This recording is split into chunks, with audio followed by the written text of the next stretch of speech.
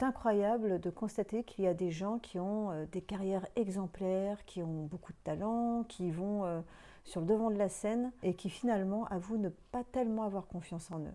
On peut très bien donner l'apparence de quelqu'un qui est extrêmement confiant et finalement à l'intérieur ce n'est pas si solide. Le travail, les activités sportives, la recherche de performance, les activités artistiques aussi peuvent autant être des manières de compenser.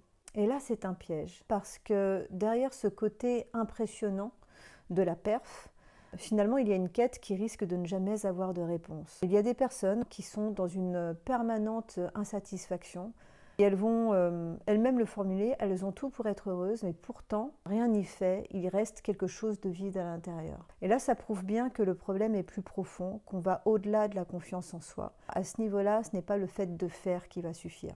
Bien sûr que pour gagner confiance en soi, l'une des clés, c'est le passage à l'action, c'est de gagner en compétences, c'est d'apprendre, c'est de grandir.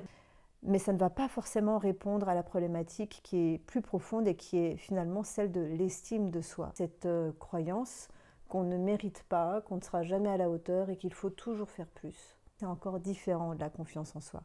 Là, on parle d'amour de soi.